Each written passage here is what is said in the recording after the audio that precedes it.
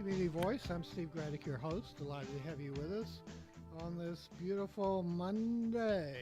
And we're getting our volume levels set, and you're on the blue mic, and I think we're good.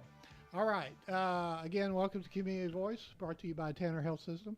And we thank you for listening. And you can watch us on Facebook Live at the News Talk 1330 Facebook page, or you can listen at 106.3 or 1330 AM, or you can we stream live at TuneIn app. You can find us on the website, newstalk1330.com, or you can just come by, sit in a chair, and listen. There you go. And anyway, we're honored to have in studio Philip Singleton on his return appearance. He's a candidate for the 3rd District Congressional seat. I need to make a note, though, before we begin, that Congressman Drew Ferguson has been invited to appear on this program several times and has been unable to attend. And we just like to make it known that this chair and this mic is open to him whenever, if ever, he should choose to partake of it. We've got a good history interviewing for almost 20 years Lynn Westmoreland and Dr. Phil Gingrey, so we would like to continue that tradition with the current incumbent congressman. With that said, good morning, Philip. Good morning. For those who missed the first version, first installment of this program with Philip, we have that program on our website where we talk mainly about his military career, family, etc. Today we want to talk more about issues, but we'll take about a minute, excuse me, but let me read his bio, and then we'll get into the issues. Philip is a native Georgian who married his high school sweetheart, the former Julie Ruth Young of Sonoa, who you may be able to see on camera. They met at a youth group while attending Grace Evangelical Church in Fayetteville. 4 beautiful children, underline beautiful. Timothy, 14, Denver, 10, Tyler, 9, and Emma, 7. Originally pursuing a pre-med degree at Georgia State University, Philip joined the Army 9 days after the September 11th attacks to answer the nation's call and defend our freedom. After spending 2 years in the Georgia Army National Guard and completing a bachelor's degree in Middle Eastern history, he commissioned as 2nd Lieutenant, U.S. Army. Then he spent the next 13 years as an active duty officer flying the AH-64D Longbow, commonly known as the Apache, both in and out of combat. He deployed to combat for 1 tour in Iraq, 2 tours in Afghanistan with the storied 101st Airborne Division. He was awarded 2 Bronze Star medals and 5 Air Medals for his combat actions. He led his troops at every level of his career, was consistently rated ahead of his peers, rapidly progressing to the rank of Major. He was selected to attend the Intelligence Officer Advanced Course, the Command and General Staff College, and is certified as both a strategic and joint planner. In addition to military training, he's obtained 2 master's degrees and a top secret clearance. He's a Master's of Aeronautical Science from Embry-Riddle Aeronautical University and a Master's of International Relations from Webster University, graduating with both programs with honors. And he spent 7 of the last 13 years serving overseas. He and his family have lived in several states across the U.S. as well as Germany and South Korea. And It's a mouthful. I'm exhausted. Yeah, that was good. Okay, that was the program for today. We'll remember to vote. All right, let's jump right into that. We talked about military and family last time, and again, that's on the website. But I'd like to just kind of stay focused today on the issues of the day, and then that way we can get maybe a little deeper into the head of Philip Singleton and what your belief system is. Today is historic today. This is the 70th anniversary of the day that President Truman declared Israel to be a state, and yet Clinton, Obama, Bush all promised to move the embassy to Jerusalem, but today it's happening, not without plenty of controversies. Your thoughts? Is that a courageous move or a foolish move? I think it's courageous. Yeah, why? Well, we have to be a nation that does what it says it's going to do. You know, sometimes we have to take the hard right, not the political right, the hard correct choice, and I think that's what the president did. All right, let's stay in the Middle East. You served there, 1 tour in Iraq. A lot of lot of controversy regarding Trump's move to pull out of the Iran deal. There, of course, that was a deal that was not a treaty. It was not passed by Congress. It was something Barack Obama did pretty much on his own because he didn't have the support of Congress. And yet, still a lot of criticism for President Trump for doing so. Is that wise in your opinion? I mean, we got to be careful if we're talking about the Middle East. We could end up stuck there the whole. Sorry, that was a little pun there. Sure. You know, we'll be there for the next 20 years. Yeah, I think it was the right move. I mean, so there's been several executive orders and executive fiats that our current president has undone. DACA would be another example. But so whether you believe that the treaty was a good idea or not, I think President Trump, one of his points, it doesn't get talked a lot about on the media, but one of his points was, yeah, but the way it was done was completely incorrect. And so even if you're 100% in support of the treaty, which, by the way, was a horrible deal. I mean, the treaty that we had was not a good treaty. It pretty much just benefited Iran. Technically, it wasn't a treaty. Right. And that was his other point. It was not done correctly. It was not, the Senate is responsible for doing those sorts of things, not the president. So the chief executive does a lot of things right now that I have a problem with. And I mean the office, POTUS, and it's not a Republican or Democrat thing. It's really since George Bush, and the AU authorized use of military force in 2001. And it's this executive overreach has just gone on and on and on. And it's going to continue until Congress stands up and actually does their job. I don't know if you've ever heard of the Article 1 project, but that's really the intent behind the Article 1 project is getting Congress to do their darn job and take back some of those powers that are being executed by the POTUS that shouldn't be. The Iran deal is a perfect example of something that was not an executive power, that was improper. Thing that always fascinates me about that, a lot of criticism about giving $1.7 billion to the Iranians, because, well, that was their money, which was seized. It seems like how quickly we forget when the Iran took the hostages at the embassy. It was 404 days when President Carter pretty much pulled the rug out of the Shah, from the Shah.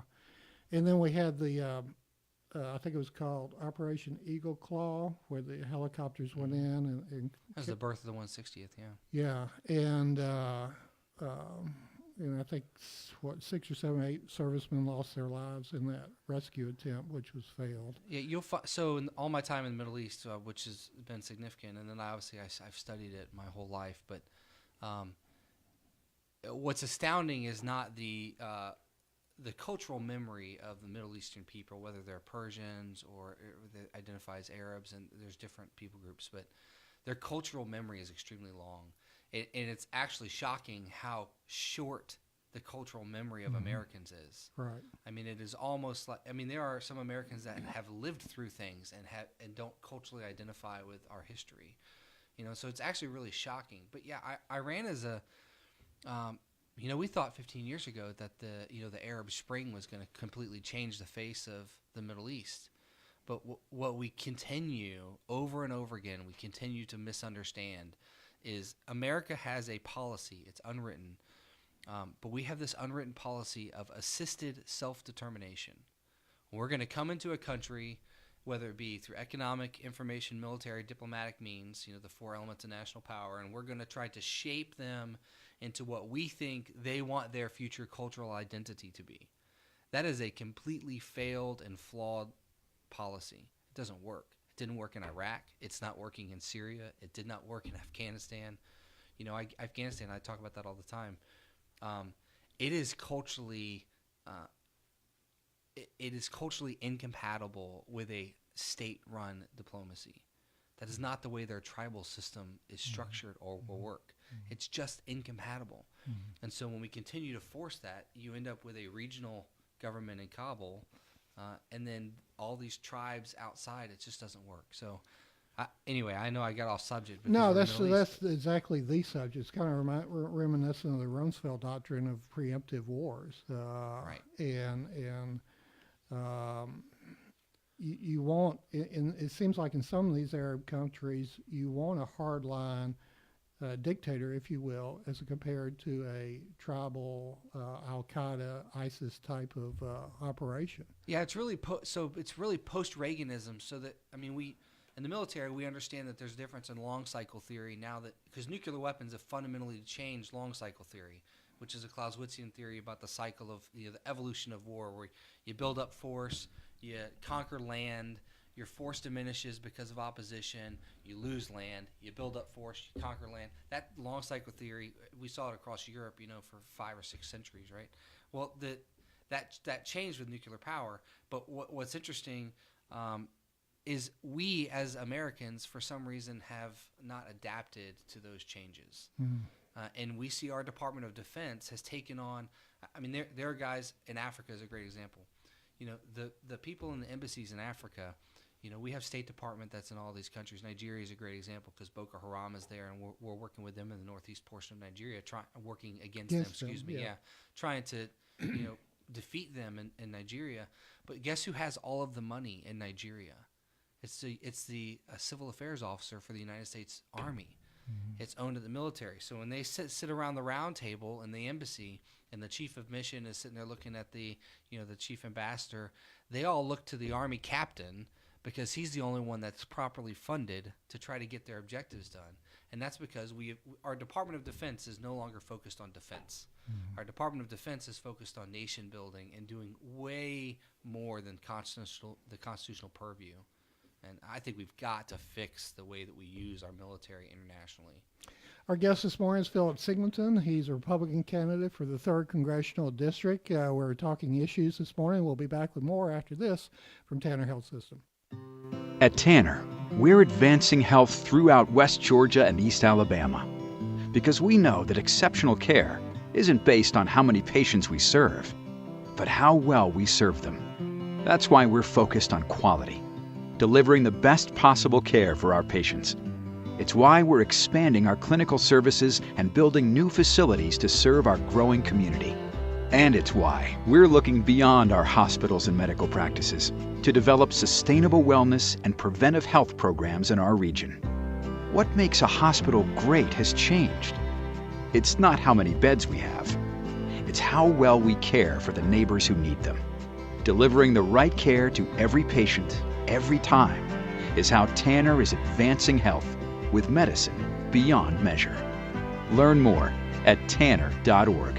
or find a physician on our medical staff by calling 770-214-CARE.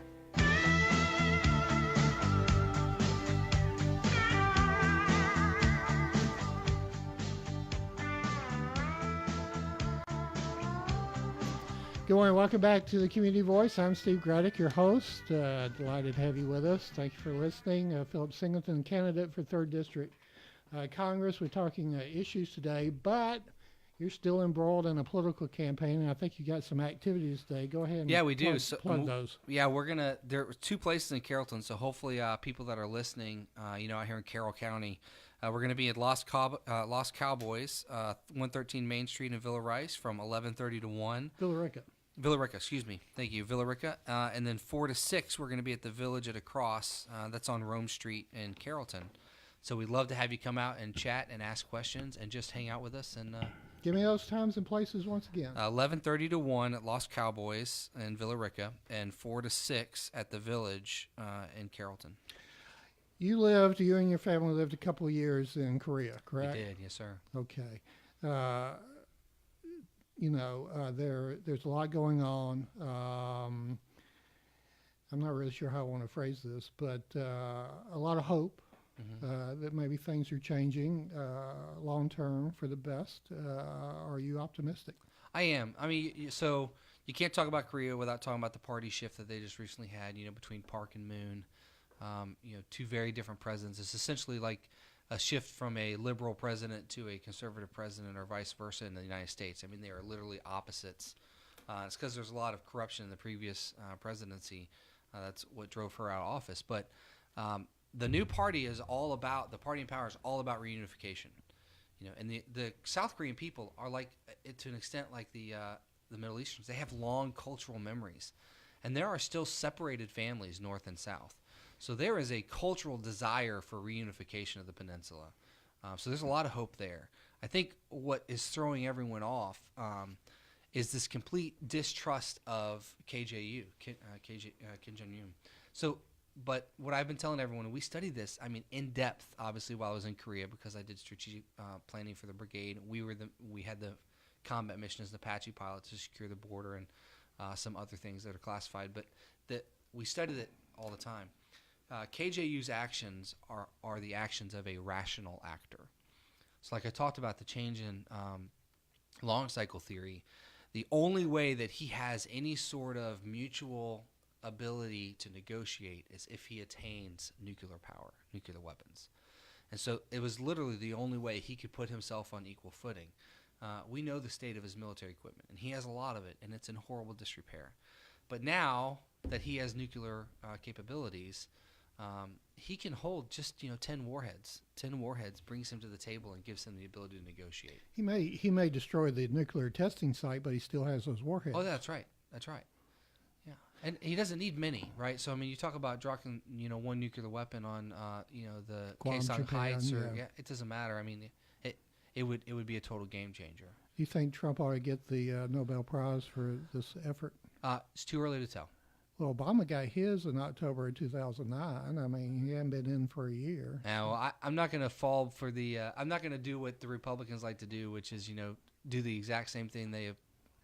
No, I think that if we do come to peace in North Korea, then his efforts absolutely should be rewarded. Nobel Prize is a fair possibility. What is the truth about the state of North Korea? Its people, its economy, its oppression, communist dictatorship. How would you describe it?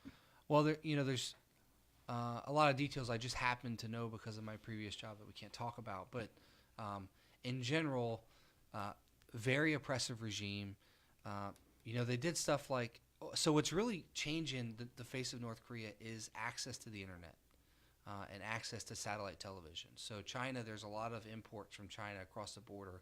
And there was a time period there where they were going around, and if they found a satellite dish on your rooftop, they would execute every male in the family, every male in the household. Wow. Because that freedom of information is power. And so the North Koreans didn't know what the outside looks like because it's state-run media. There's very little media, and so it's a completely dark state. KJU is a rational actor. He cannot stop. I mean, they've almost got now where they have full cellular coverage in North Korea. Have you ever seen those pictures of at nighttime? Yeah, and the lights. There are no lights. There are no lights, right? Right. It's because the state controls the electricity, and they physically turn it off and turn it on when they want. And likewise, roads. There are very few roads. That's right. Very few roads. What's changing it is the access and availability of information. Information is changing. It's starting a cultural uprising in North Korea. And so KJU knows that the only way he's going to maintain long-term power is by reunification. I think it's the thing that troubles me the most is when you see pictures or reports about how everyone has in their house a picture of KJU, and they're to bow down and to worship that picture. And to me, that's just chilling.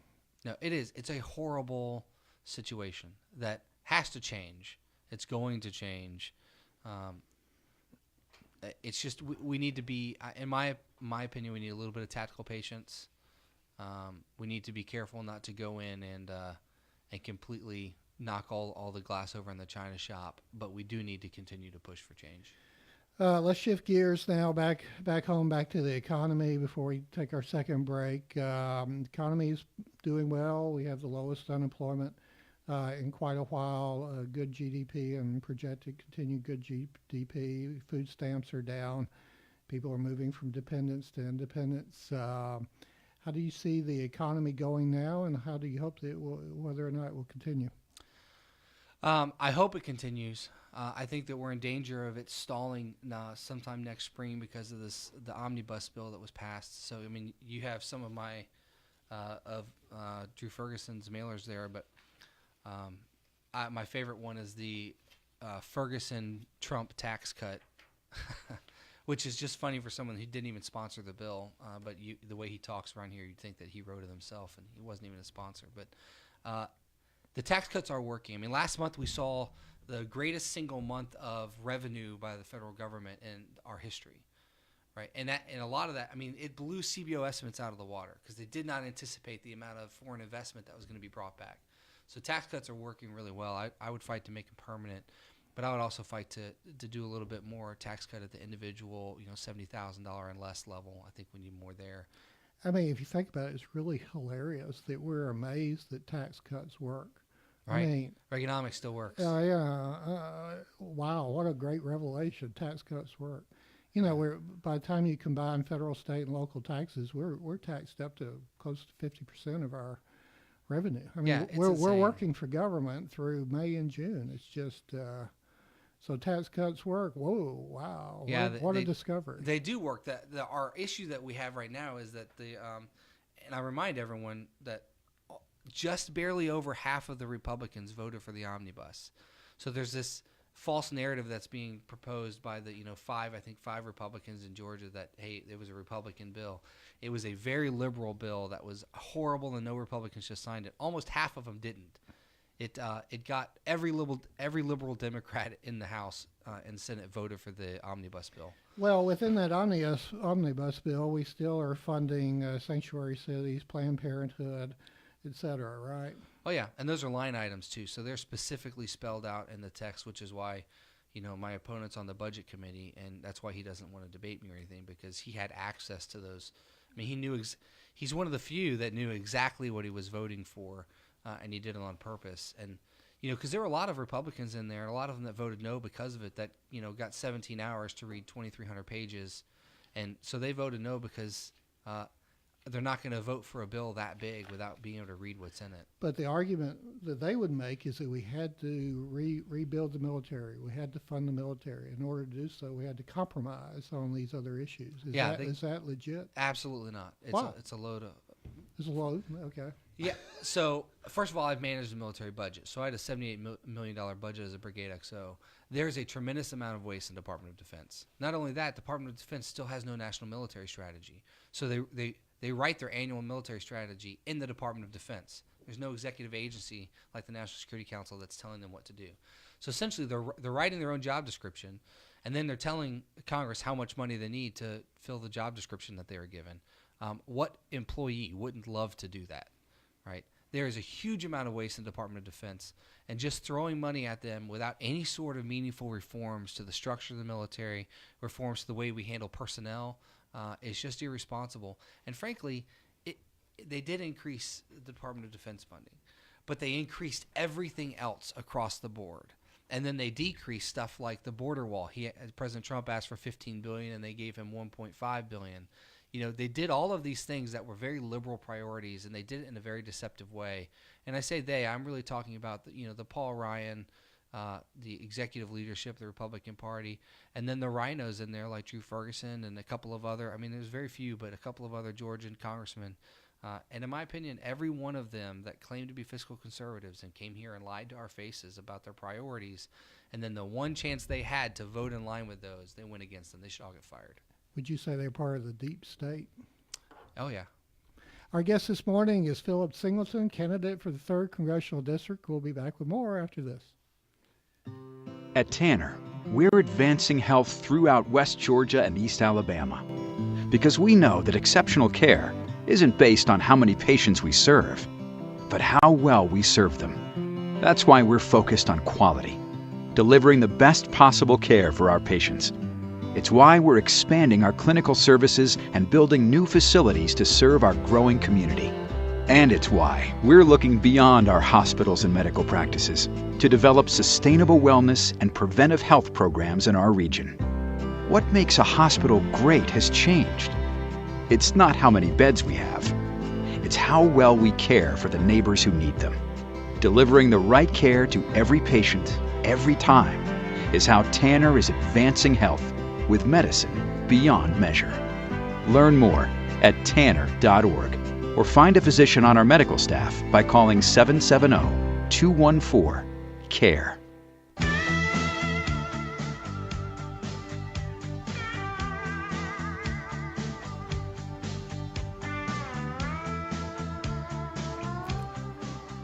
All right, good morning and welcome back to the Community Voice. We've only got a few minutes, but hey, it's been fun.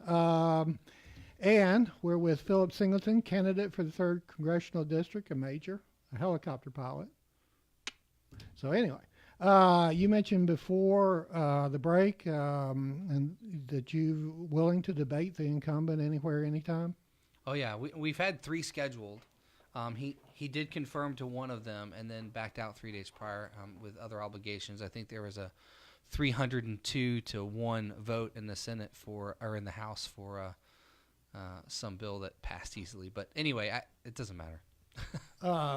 But now, in your literature, you're saying he's not held a town hall meeting since he's been elected. However, he's had something, a phone call type of town hall. Well, they call it the telephone town hall. It's not in any way, shape, or form a town hall because all the questions are screened. It's not an open forum. It's essentially a conference call where you can only hear one question at a time. Now, I'm not dissing that method. I actually think that's a really good method, and it should fill the gaps in between the in-person town halls. A congressman is an elected servant of the people. You have an obligation for 2 things. One, you have an obligation to go and engage with the people and be accountable to them. And then you also have an obligation. He right now, he should be interviewing for the job because he did serve for 2 years, but he's interviewing because I'm facing him in the primary. And then there's 2 Democrats running too. So it's an interview process all the time. You have to be accountable and accessible. We had one on the program Friday, one of the Democrats. Yeah. You have Chuck Enderlin, right? Yeah, he's also a major. He is. Well, he's a Marine. Yeah, but crazy. Yeah. No, I've met him in person several times, and I actually think he's a really great guy. We just disagree a lot on policy. He's just on the wrong side of policy. That's right. Well, he's a Marine. No, I'm kidding all the Marines out there. You know. There's so much I want to talk about, and now we're down to about 3 minutes. But I wanted to talk about Obamacare. I wanted to talk about the recent comments by Kanye West. But I really think the most important thing to talk about, and you addressed it in the beginning, is all funding bills, according to the Constitution, originate in the House. Mm-hmm. And you referenced this most recent budget. And, you know, it's been, we've lost 60 plus million babies to abortion. And those babies were grown up to being adults and had their own next generation. And yet here we are with the Republican House, Senate, Congress, and state legislatures across the country, and we're still funding Planned Parenthood with my tax dollars. Why is it that Congress cannot, particularly the House, why is it the House cannot tighten the purse strings and quit funding this type of stuff? No, they can. There's actually a line item. Well, then why don't they? Because you've got people up there that will tell you one thing to your face and then have no will to do it when they get up to D.C. Right now, there's a line item right now that the National Right to Life put together that would take the money, the $500 million going to Planned Parenthood, in a single bill would move it to community health centers and women health clinics that actually, Planned Parenthood is reducing every year. They're getting fewer mammograms, fewer contraceptives. They're diminishing in every respect other than one. Money. The amount of babies they kill. Oh, yeah. The amount of babies that they abort is going up. There are other agencies out there that do not take life that are providing these essential health services for women, and if we would take that money and give it to them, you see a significant difference in the culture. Okay, we've got 1 minute left. Get us the 60-second elevator speech of why someone should vote for Philip Singleton. Look, you should vote for me because I spent my life serving. I plan on continuing to keep serving. I'm accountable to the people. I've already promised to have 13 town halls, one in every county my first term. Democrats, Republicans, independents, they're all invited. And hold me accountable, and I'm willing to have the tough conversations. If you've been following me, I don't steer away from any tough conversations, and I'm willing to have them. And really, I just want – here's my plea. It's not going to be about me. I want every voter to go out there, get educated, don't look at what candidates say. Look at what they have physically done, and don't accept manipulation from your politicians. If you're out there saying that you invented the internet and you created Kia and you were responsible for the tax cuts and you didn't sponsor it and you weren't there when Kia was brought to West Point, and I'm just using specific examples for my opponent, but or the way he lied about Mike Crane, it's not what we need in politics, and we need integrity. What's your website? www.philipsingleton.com. That's 1L, philipsingleton.com. Thank you for listening to the Community Voice on News Talk 1330. I'm Steve Graddick. Go out and make it a great day. And more